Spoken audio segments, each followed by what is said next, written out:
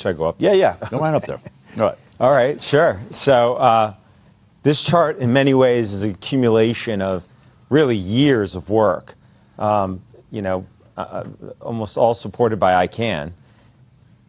Drilling down into what were the clinical trials relied upon to license each of the routine injected childhood vaccines. And so, we've fit it all onto one page. There's a lot more to say, but this is it. If you want to know whether or not there truly was a placebo-controlled trial to license any routine injected childhood vaccine, you'll find the answer on this chart. And not only the answer to the currently licensed vaccine, but any vaccine used as a control to license a currently licensed vaccine. So if it was tested against an earlier vaccine, we also go what that vaccine was tested against and take it all the way back. We've done it for everyone. We've gone down the daisy chain. And I can tell you, standing here today, categorically, there has never been a routine injected childhood vaccine that was licensed based on a placebo-controlled trial, nor were any control vaccines used for those trials anywhere down the chain licensed based on a placebo-controlled trial. And the proof is right here. Okay, and walk me through how this works. Sure. So before I even start going down this list, I just want to start with the source column because it's critical. The source column shows where the information to the left and right come from, and particularly the left, right, that we're going to go through. It comes from these links. And where do these links go? They almost all go to the FDA documentation, to the FDA website. So if you don't agree with what I'm about to say, or you don't agree with the information here, that means you don't agree with what the FDA is saying. Okay? You're not arguing with me. You're arguing with the FDA. Okay. Got it. So with that said, let's just start and go through it. There are 2 licensed hepatitis B vaccines, okay? Yeah. 2. A child on the first day of life will only get one of these 2 shots. In the clinical trials to license them, there was no control group. There was none. None. Zero. There was none. To license these for children, there was no control group. So they weren't using any prior licensed vaccine. And you know why they weren't using any prior licensed vaccine for injection in children? There is no vaccine that was licensed before these for routine administration to children. Okay, so this is the first trials ever done. These are the first products of their kind for children. So they didn't even test, they just tested against nothing. Right. They just tested themselves for It tested itself. 5 days, 4 days. The old vaccine, there was a vaccine licensed in 1981. Recomvax HB was 86, I believe Engerix-B was 89. And those, the old plasma one literally used human blood to make the vaccine from Hep B chronic carriers, right? They got their blood, and most people didn't want that shot. It was licensed for high-risk groups. Okay. That's it. All right. Adults in high risk, and then also newborn babies born to Hep B positive mothers, and that was all. But that trial did not validate its safety, and they never, and it's probably why, by the way, they never used that as the control. So here you have these 2 are licensed without any control. Okay. No, moving on to DTaP. Yeah. You have Infinrix, licensed based on a trial that used DTP as the control. DTP has never been licensed based on a placebo-controlled trial. Okay. Period. And that's the vaccine, by the way. DTP is what we believe was the reason for the 1986 Vaccine Injury Compensation Program. That one was causing so much issues, sickness, death, injuries to children that they're like, we can't make a profit, protect us from liability. There were other vaccines, but DTP was a disaster. Yeah, but OPV and MMR, the only other 2 routine ones at that time, also had tons of lawsuits. It was all 3 of them. All right. It was a problem with all 3. DTP was never licensed based on a placebo-controlled trial. And in fact, as you know, the studies that have now looked at mortality from DTP, Dr. Peter Abe, a whole series of studies, have found that children that get DTP die at far higher rate than those who don't. Right. Right? And had there been a clinical trial, they might have figured, with a proper placebo-controlled trial, they probably would figure that out. That product probably would never have been licensed. But now that it's licensed, as we know, they'll say it's unethical to do that kind of trial. Moving down the list gets us to PCV vaccine, pneumococcal vaccine. And here, the very first vaccine ever licensed was Prevnar 7. Okay. Now, Prevnar 13 used Prevnar 7 as the control. So you would hope that Prevnar 7 was licensed based on a placebo-controlled trial. Right. But no, if you move over here, because it's not a currently licensed vaccine. Okay. But in the notes, it says Prevnar 7's trial control was, quote, an investigational meningococcal group C conjugate vaccine. Meaning, literally, they use another experimental vaccine as the control. This would be like a cancer drug where the cancer drug is being tried in a trial. In the trial, they're testing it against a different trial cancer drug. Neither one of them ever approved for safety, both just going against each other. So, I mean, that's crazy that they would do that. I honestly, I couldn't have even made that up. Like, if you asked me, I'd come up with like the craziest thing to say about vaccines. I would never have dreamed to say that. Yes, the very first vaccine license to give to a baby at 2, 4, and 6 months of age was trialed based against another experimental vaccine. It's not. It's right. It's truly dumbfounding. I mean. Yeah. Before we move on, and to really point out the madness, in that trial with Prevnar 7, they reviewed safety for about 30 days, 60 days for some stuff, not long enough to look at anything much. Yeah. Certainly not autoimmune disease, which is going to take a couple of years probably to kick in. Not neurological, immunological, neurological. It's given to a baby. Yeah. A baby, 2 months, 4. So, now, there was adverse events in that trial, but because they were similar between the two groups, the experimental and the experimental, it was licensed. Then they used Prevnar 7 as the baseline of safety when they, as the control to license Prevnar 13. In that trial, 7.2% of completely healthy babies within 6 months developed a serious adverse event. 7.2%. That's, I mean, we're moving towards 10%. We hear vaccine injuries 1 in a million. This is like virtually 10%, like 7%. Well, it actually creeps up there very quickly because Prevnar 13, 8.2% of previously healthy babies within 6 months had a serious adverse event. So finally, they actually did a trial that was 6 months long in terms of safety, which is uncommon, right? Certainly for most of the vaccines. So that's long for a vaccine, for a childhood vaccine. A long study is 6 months. That's as long as it gets. Rotavirus did look in a trial for a bit longer for just one issue, intussusception, but that's it. Okay. Everything else is pretty much the most you're going to get is 6 months. Typically, it's days or weeks of safety review after injection. That's insane. Then they use, now, you know what's really insane? You know what Pfizer said to explain? They said, well, we looked at safety for a lot longer in this trial versus the other one. So, yeah, we found a higher rate. That should have been an indictment, not an excuse. But it is what it is. That is what they told the FDA, and FDA actually put that in the package insert. But let's put aside that craziness. Then they use Prevnar 13 as the control to license basically PCV 15 and 20. And in those trials, the serious adverse events get even higher, right? So you had 9.6%. Remember, like, these are perfectly healthy children. Healthy babies. You have to imagine, like, if there was a saline group, which is it should have been, it would have shown 9.6% are getting a serious adverse event from the problem. And what's happened in the saline group? We know for sure healthy kids just walking on their own do not develop almost 1 in 10 is not developing a serious adverse event for walking down the street and breathing and drinking water. So this is why they don't do this. But if you try it against something that's at 7 or 8%, you're like, it's pretty close. It's almost as safe as, let's just keep it moving forward, right? This is how this game is being played. Those are terrible numbers. Yeah. In the FDA, it's a technical standard often. If the rate in the experimental group and the control group are similar, effectively that is deemed safe. Now, it might be deemed safe technically, but in the real world, no parent would consider that safe. No logical thinking. No one would want a 9% chance of having a serious adverse event in their baby. And the concerning part is it gets worse and worse with each iteration as they go down the stage chain. Now, they will tell you it's unethical to do a placebo-controlled trial on PCV 20, PCV 15, or PCV 13 because it was already a licensed product, Prevnar 7, PCV 7. Right.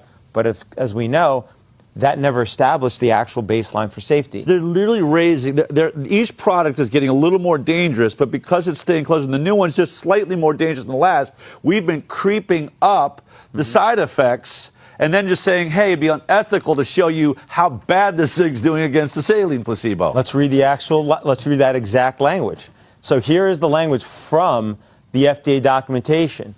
For example, and this is talking about PCV 15, it says in PCV15's trial, quote, serious adverse events were reported by 9.6% of PCV15 recipients and by 8.9% of Prevnar 13 recipients, okay, end quote, but it was deemed, quote, safe because, and here it comes, quote, no notable patterns or numerical imbalances between vaccination groups, end quote. It's exactly what you just said. It's because the numbers are similar, because they keep getting similar. Right now, had they done maybe PCV15 against PCV7. I can't imagine where we're going to be when we're at PCV 80. I mean, it's going to be like 50% of the kids are getting sick, but hey, as long as the last one was at 48%. As long as it's just a little more dangerous each time, it's crazy. It's deemed safe. And so it's, you know, and their argument, which is what these doctors were saying to you, is no. The very first one was a placebo-controlled trial, so we know a baseline of safety. That's just false. Okay. That's just totally and categorically untrue. Right. IPV, this is one that Grok said was tested against, for sure, a saline placebo. Yeah, that says it right here on my computer. Not true at all. So the current polio vaccines, which is iPol in the standalone version, and it's also included in a bunch of combination vaccines, 5 of them, in fact, was licensed in 1990. Okay. And in that trial, they reviewed safety for 3 days after injection. 3 days. 3 days.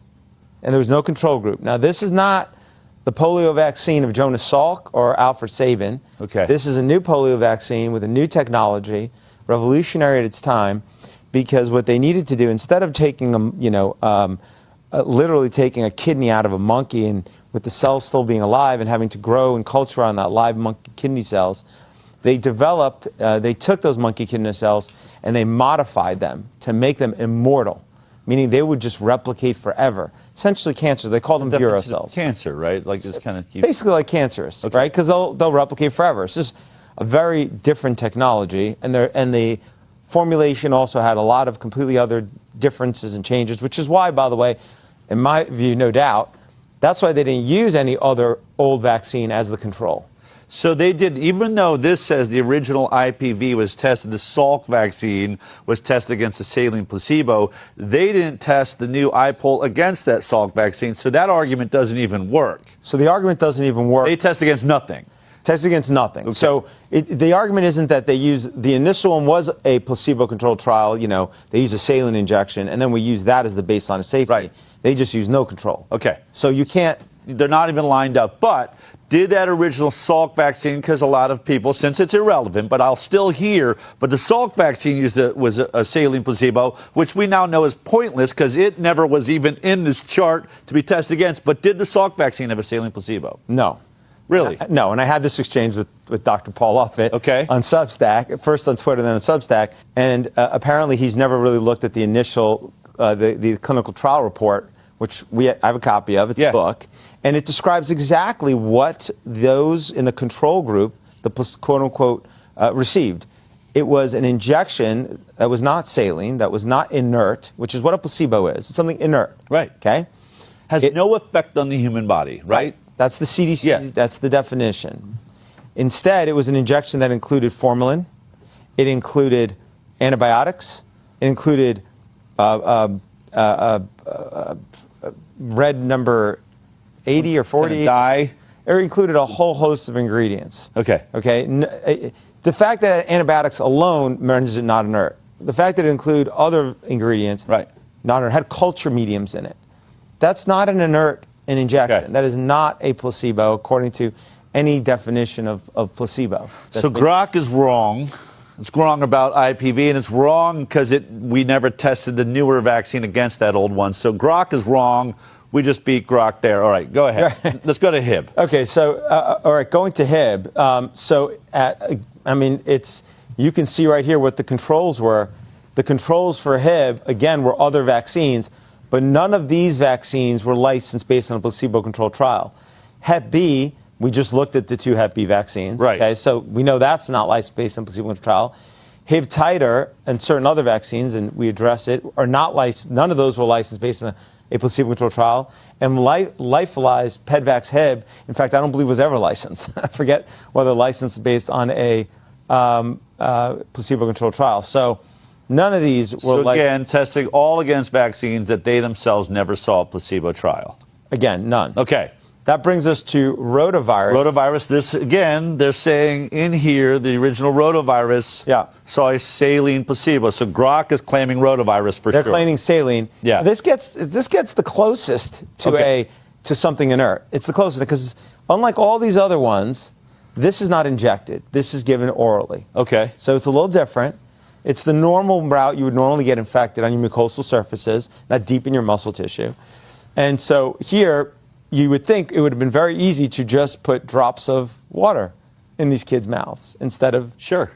But no, for Rotarix, you can read the ingredients. It includes dextrin, sorbitol, amino acids, modified eagle medium, and so forth. You know, eagle, as in the bird? Well, no, that's just the name. No bird. But I mean, it's not outrageous. We do chimpanzees, right. We do aborted fetal cell lines, so it's possibly chopped up an eagle. But okay, in this case, I mean, Rotatex,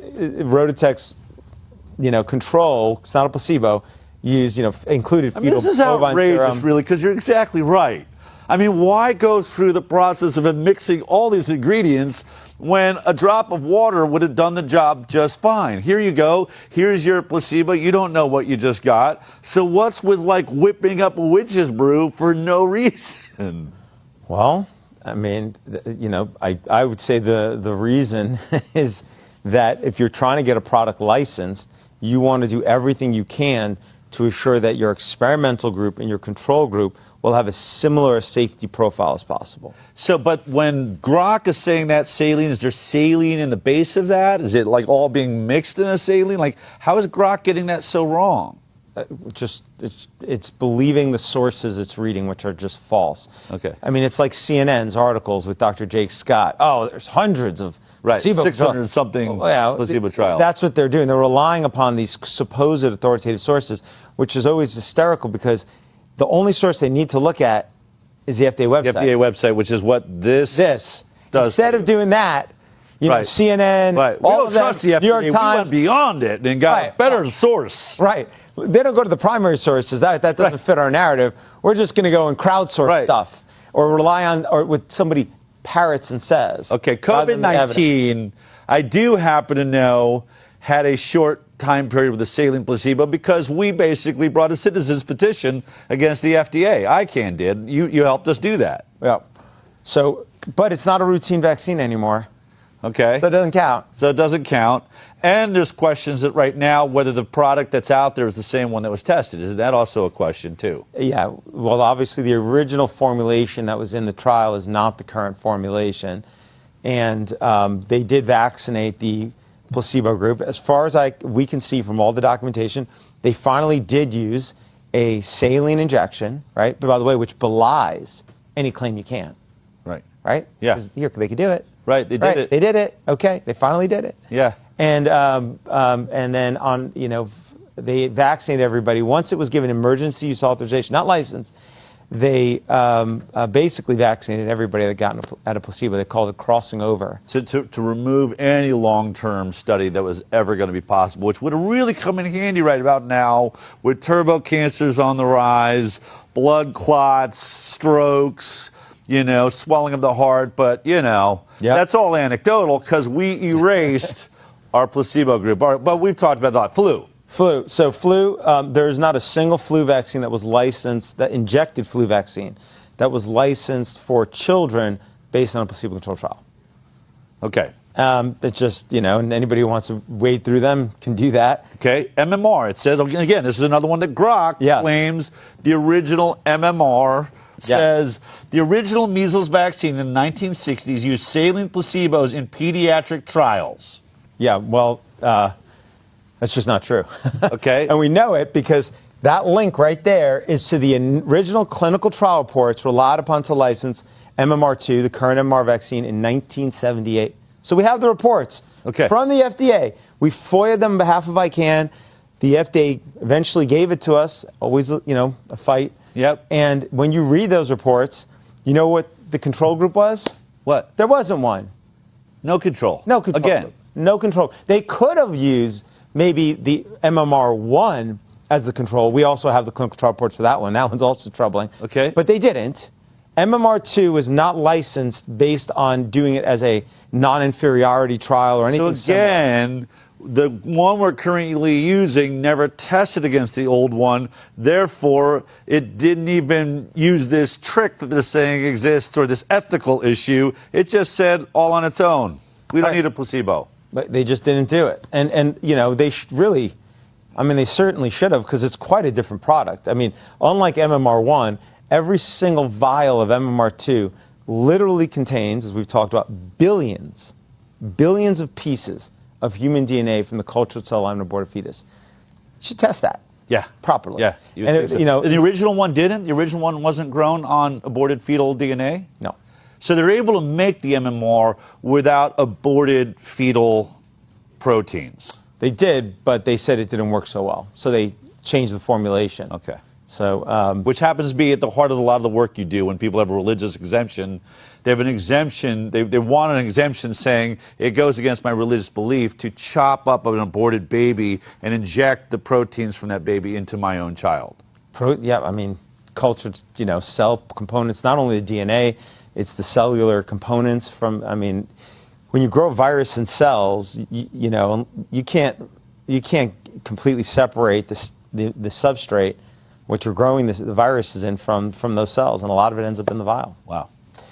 Okay. So varicella? Not true for MMR2, varicella, Varivax. So in Varivax, they had a few. This is another one. It says here, varicella, chickenpox, early phase 1-2 trials for Varivax includes a small saline placebo arm, is what it says. Brock is saying. Yeah, well, at least it got it accurate on small. Okay. Because it was only a few hundred kids, by the way, which I don't even know what you would do with that anyway.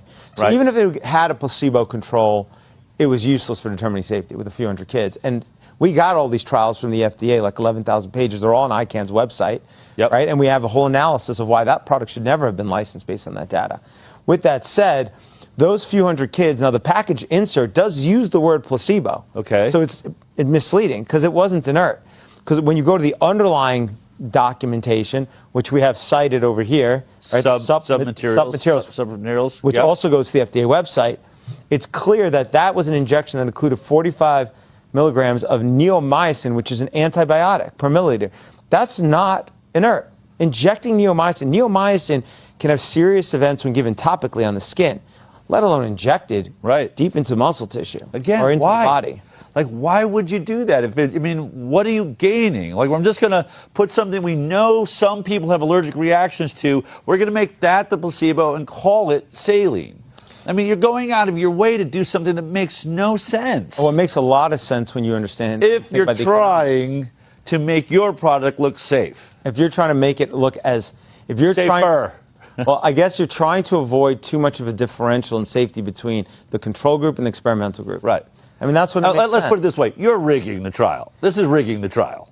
Yeah. I mean, saline is saline is saline is saline. We all know what saline is. They go and bastardize the saline. It's absolutely rigging the trial. But and if they didn't have immunity to liability, right, for on the basis they could have made the product safer, no doubt, I have no doubt they wouldn't do this. You would use this in court. If you could sue, this is exactly the type of thing you'd probably bring into court and say, you didn't do a proper safety test.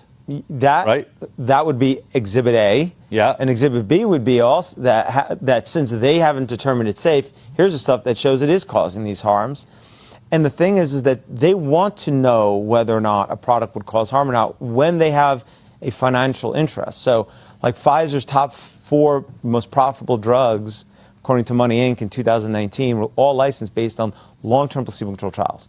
I use that example to not cherry pick. Those are the top 4, right? And they're all long-term placebo-controlled trials. All drugs are doing. Why? Why did Pfizer do that? Because they're moral? Because they're ethical? Because they want to make sure they make money. And if they put that product out there and they haven't checked it properly, they could end up financially upside down. That's how boards make decisions. That's how CEOs, that's how Wall Street expects people to make decisions. That's how investors expect people to make decisions. And look, most people have, for example, 401ks or retirement accounts, and that's how you want companies in your portfolio often to make decisions based on the profitability. Good news for everybody in America, the safety interest is aligned with the economic interest, Right. almost always. So how free market works. But they broke it with vaccines. All right, let's finish this up. Let's get to, I know a lot of parents are sitting on the edge of their chair. Okay. Hep A, once again, Hep I A. believe this one, Havrick's pivotal pediatric trial in the 1990s used saline placebos in double-blind studies with 1,000 children aged 2 to 16 years. That's what Grok says. It's just nonsense. Grok is hallucinating. Okay. Hep A, 2 vaccines, both licensed right around the same time, by the way. Okay? And so they both could have used an actual placebo. There's no reason not to. There was no licensed Hep A. These are the first 2 licensed Hep A of vaccines their kind. ever. You don't have an ethical problem. We're not removing the ability to take the earlier Hep A because it doesn't exist at all. Doesn't exist. This is where they would say, obviously, we should have used the saline placebo. Right, because it's the very first one. Right. So they should have. Instead, Havrick's used Engerix B as the control. Engerix B. Which is, Right. remember, the Hep B vaccine. The one with 4 days of safety 4-day monitoring. safety trial vaccine. 4 after injection, 4 days. Okay? Yeah. They use that. And then you have Vacta, which the package insert uses the word placebo. But actually, again, when you actually go to the Merck study itself, right, if you go to the underlying documentation as compared to the package insert, and then you look at it, what was actually in the control, this one's incredible. It included AHS, which is aluminum adjuvant. That's that Merck's protected aluminum. We can't figure out what's actually in it, right? It's Merck's proprietary aluminum adjuvant that they will not give anybody a sample of to test. Wow. Because it's so safe. Right. And then thimerosal. Together. In the injection, yes. You ever seen that video where they put aluminum and mercury together and it starts like growing some crazy, wild, foreign monster? Yeah. That is what That's the placebo group. And that's what they're saying with saline. That's was literally 2 massively aluminum, totally toxic, and then mercury, the second most toxic substance on Earth, most toxic non-radioactive substance there is. That was what Grok is calling a saline injection. Yes, but it's clearly not saline. Wow. I mean, unless Grok's view of saline is, well, I can throw arsenic in it, mercury, nuclear radiation, and as long as I add a spritz of saline, it's saline. Okay, maybe, I guess. Right. But that's obviously not a placebo. Right. Right? Which is something inert. That brings us to Tdap. And again, these are the only 2 Tdap vaccines ever licensed. Now, they are that include pertussis, diphtheria, tetanus. So there were licensed vaccines, but there were of different formulations. They don't give the full dose of pertussis or diphtheria to anybody really older than 6. So this is the child version? This is the adult. Oh, that's the adult for 11. It's licensed for 11 years. Okay, got it. Right, it's licensed for adolescents and teens. Yep.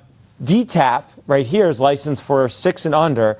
Right. They don't give the full dose because it can cause adverse events in adults. But apparently it's okay for kids. But let's just leave that aside. Wow. Maybe it's because 2, 4, and 6-month-old babies can't explain what's going on so well. In any event,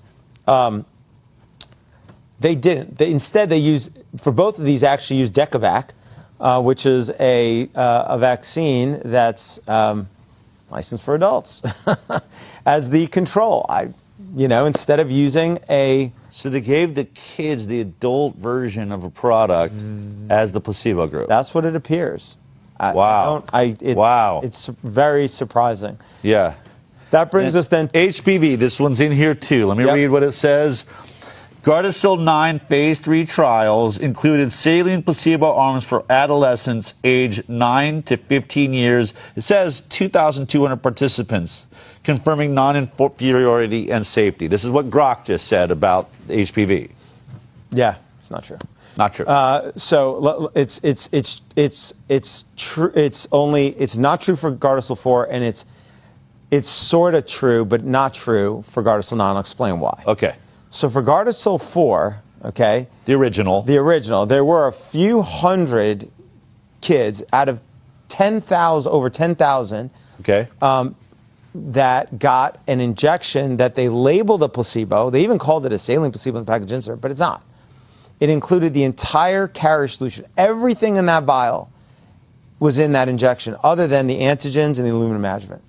Everything else was in there. It's a whole slew of ingredients, and they're listed actually right over here on the side. Okay. They couldn't fit there, or there's a link to it on the side. And here's the thing about that. You could have easily, with Gardasil 4, the very first Gardasil vaccine, just use a saline injection. For the whole group? The whole group. Entire control. Why not? Why not? Instead, they gave over 10,000 young girls and women an injection of aluminum adjuvant, which is an active ingredient in the vaccine. First of all, but I thought it's illegal to do something on innocent people that can only cause harm and has no benefit. The aluminum provides no health benefit whatsoever, right? It's a known neurotoxin. So you're telling me they took innocent girls, didn't even give them the possibility if HPV was going to work to protect them from HPV, only put their body at risk by injecting them with a known neurotoxin that has only the potential to hurt with no benefit. That should have been an illegal trial, shouldn't it? Totally unethical. Totally unethical. It's completely and utterly unethical to inject a human being in a medical experiment with something that has absolutely no therapeutic benefit. In fact, the opposite. Aluminum adjuvants are used, for example, in animal trials to induce autoimmunity. Right. Cause autoimmune disease in animals so we can study it. And in fact, when you look at the Gardasil 4 clinical trial results, the group that got Gardasil 4, like 2.3% had some suspected form of systemic autoimmune disorder, 2.43%. Wow. Right? In 6 months, completely beforehand, totally healthy girls and women. That's not normal. Imagine if 2.3% of girls and women in America developed a systemic autoimmune disease every 6 months. The whole country would have a systemic. It's not normal. Right. The control group, okay, and they combine these numbers, almost all of those girls and women received an injection of the aluminum adjuvant. Yeah. The very thing that can cause autoimmune disease. Autoimmunity, right? Yeah. Some systemic autoimmune disease. So the very same issue that it can cause, except for those few hundred that we just talked about, did get an injection that didn't include aluminum adjuvant, but it still wasn't a placebo because it included all the other components. There's lots of other components Gardasil 4. So that was not everything in the vaccine. They took out the aluminum and the HPV and said, you get the rest of it. You get the rest of it. Got it. Okay. So Gardasil 4 could have been a good trial. It should have been a good trial. It still wasn't enough girls, 10,000, but it was at least over 10,000. It wasn't long enough. It was 6 months, but better than days and weeks. And they still saw autoimmune disease in that short period of time. But critically, the comparator group gave you no baseline for safety. And there was no excuse for it because it's the very first vaccine of its kind. Yeah. No excuse. Amazing. Amazing. But then what about 9? So with 9, again, they gave the controls, none of them got a placebo. None of them. Except, and this is where it gets so funky, they did give, a few hundred, finally, a placebo injection. They did. They gave them, as far as we can tell, a saline injection, which again proves you can do it. Right. But guess what? They only gave it to those few hundred out of the over 10,000 after they got all 3 doses of Gardasil 4. So again, that's not a placebo control group. Wow. Right? Unbelievable. So, which is just nonsensical in any event. Like if you're testing radioactivity, say you have to take 3 shots of the radioactivity. Once you're done with that, we're going to give you a placebo shot and say, see, placebo group is just radioactive as the rest of them. Basically. I mean, that's not, it's not exactly the same, but it's close. But you get the idea. But here's the part that's even most troubling. Think about this. It was only a few hundred in each that they did this with. Why not half the group? Why not do the whole group? Right. Why only a few hundred? A few hundred is never enough, really, to detect anything but the most common potential issue. Right. So, they've rigged it, as you said, in a number of ways. 1, they don't review safety long enough. 2, they underpower it. They don't put enough young children in it to study its safety. Yeah.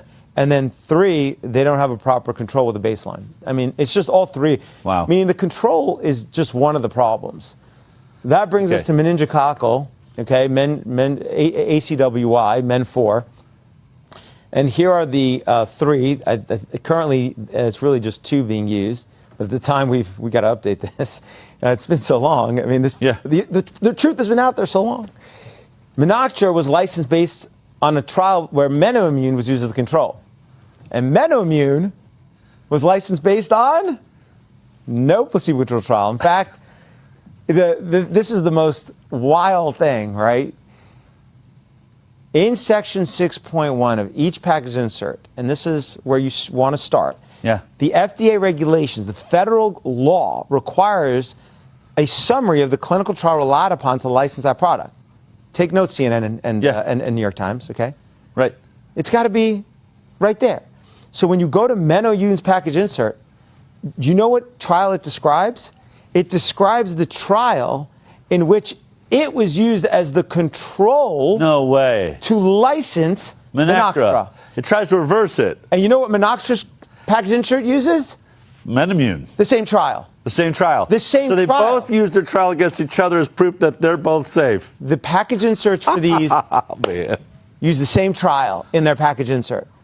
Because that's amazing. And the reason is we did a bunch of historical research on behalf of ICANN. And what we found was the initial trial for Menomune is so ridiculous, and it was not a placebo control, that even the FDA is like, oh my God, we can't even cite to this thing clearly. And so they use the current trial that for Menactra. So again, no baseline of safety. And then Menveo uses Menactra or other vaccines to, and then Menquafi uses another Menveo and other vaccines. Got it. So it's just a big pyramid scheme. And that concludes all of the routine recommended vaccines on the CDC childhood schedule. We just went through every one. Not a single one, again, because COVID is not routinely recommended right now. Not a single one, I'll say it again. Not a single one of the routine recommended injected vaccines was licensed based on a placebo-controlled trial. Nor it, nor any vaccine uses a control in one of those trials. That is, if you take issue with that, you got to argue with the FDA and the source documents. Okay. It's categorical. I think you've officially we've debunked Grok. I just want to say to Elon Musk, Grok's not accurate on this issue. You have some work to do there. It appears that you're trying, but we'd like you to take a look at our chart here, and you can do that work, or have your scientists do that work, or however Grok does that work. Aaron, we were going to try and beat this Grok thing in time. I think you just did it. I think let's just leave it right there. People can do this work. You can run this test. If you at home want to challenge Grok, go ahead and pull out this document. Let's bring it up one more time. If you want to have this document in your hands, that is the most thorough document ever made on the placebo trials, there it is. You can just click on that QR code and you will have a copy. The reason I want to do this, Aaron, I want this dead. I want this conversation over.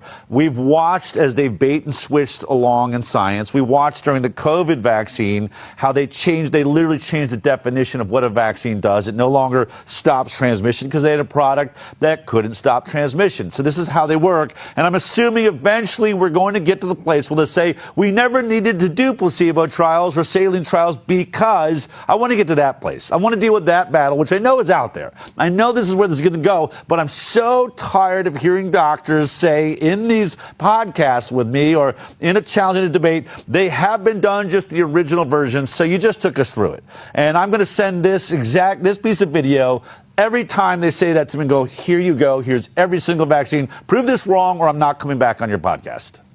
Right?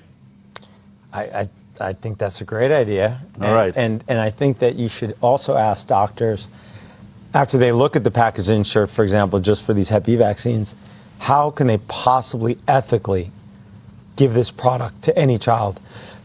Because a product that has not been properly licensed, the bioethics would tell you it is unethical to use that product.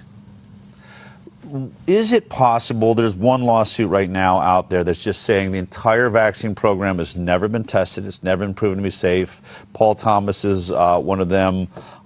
Is a lawsuit, should we be attacking the entire schedule like that? Or do we have to take it in little pieces? I know we're working at this.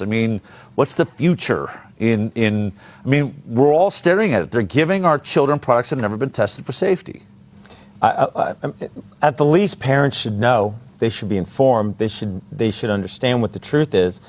And as it stands right now, for the federal government for forever, the state health departments, and apparently even Grok are still misleading parents, and that needs to stop.